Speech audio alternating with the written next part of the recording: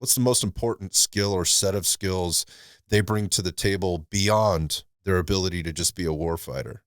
Social dynamics. Social dynamics is the hidden art of success in our industry. It's what I give all my talks on when I teach it, different events and live events that we have in the industry.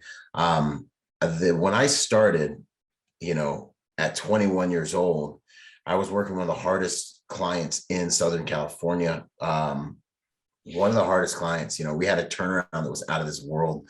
My first 6 months, we saw roughly 30 dudes come and go. And every Wow. single time, every single time we had someone come and go, like we'd have a dude show up and he'd be special forces, whatever. He'd be Secret Service retired, law enforcement retired. And I'm just sitting there, I'm like 21 years old, and I just got out of the Marine Corps. I'm like infantry, like who cares, right?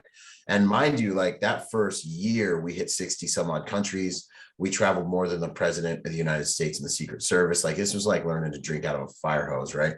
But like if I dial it back into how I got the job, it was all social dynamics by the grace of God. If I go into after, I saw the first like 15 guys that I was like, this guy should take my job. Like this guy, like I'd follow this guy into war. Mhm. But I started to realize I was in a different place, different environment. And I had to come to grips with the reality that like, yo, there's a reason you're still here, bro. So what's that about? And so I really started to focus on the reality that like, there's an ology to why I'm able to hold on to this principle. And, I worked that client for 7 years.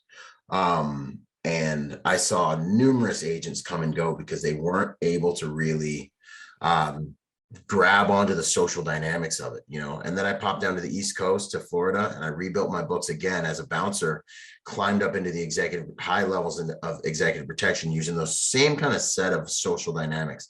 And that's why it's one of the main things that I teach at my course, at my school, is because I've seen so many good guys come into this industry, dudes that like are meat eaters that like I'd go hit a house right now with, that like, I could fight a war with, but the failure to be able to walk away from like I'm prior retired law enforcement and not respect the soft skills of the executive Mm. protection industry, or I'm SF, because we come from these awesome pedigrees that we shed blood and sweat to get to, that it's really hard to say like, all right, now I need to freaking chameleonize this and transition this and package it in a way that it's Mm. palatable to the civilian or the new king kind of in the court that I'm dealing with.